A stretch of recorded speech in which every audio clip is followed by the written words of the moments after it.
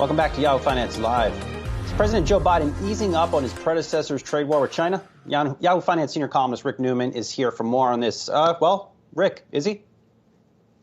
I think he is. So on paper, the Trump tariffs are going to remain in place.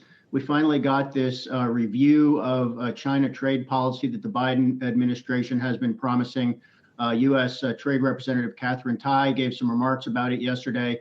And they're going to continue to leave these tariffs in place. But they did indicate they're going to do a couple of things that may ease the tension here. So first of all, they're going to renew this exclusion process that allows U.S. companies to go to the U.S. government and say, look, these tariffs on imports are killing our business. Can you give us some relief here? And then you can say, sure, you're exempt from the tariff. And that could end up being fairly widespread.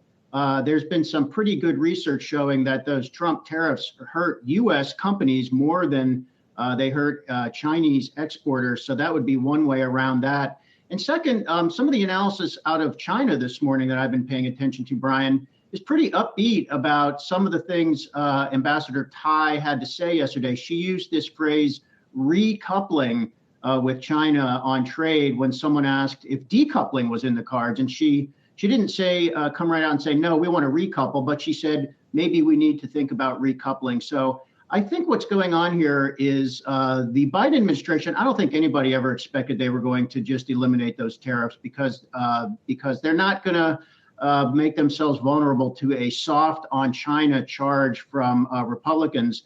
But I think they are acknowledging some of the legitimate problems with trade that those tariffs caused U.S. companies, and they're going to find a way to address that.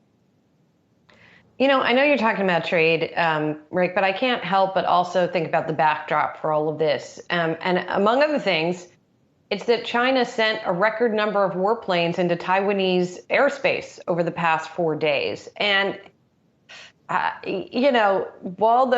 some of the official reception of China to some of Tai's comments might have been benign or neutral or even positive, then you have that on the other hand. So I just wonder what to make of the relationship overall and kind of what the U.S. endgame is.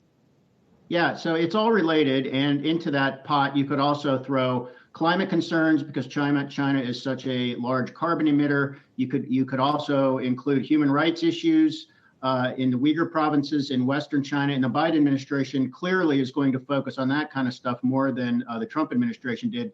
So here's something I think is important to look for, Julie. So I think China may interpret the trade remarks from Ambassador Tai as a bit of an olive branch. And I think the U.S. government and the Biden administration expects something back. And I think that something back might be, hey, China, cool it on Taiwan. So I would expect that if that's the way China's thinking about it, they're going to stop those incursions. I mean, clearly bellicose incursions into Taiwanese airspace. And if they don't, then I think we might see sort of an all bets are off attitude out of the Biden administration. So very clear, the Biden administration could go a number of different directions here based on how China responds. And very important. I mean, let's see if they are flying any airplanes over Taiwanese airspace during the next few days. My bet is they're going to cool it for a little while. Well said. Rick Newman, thanks so much.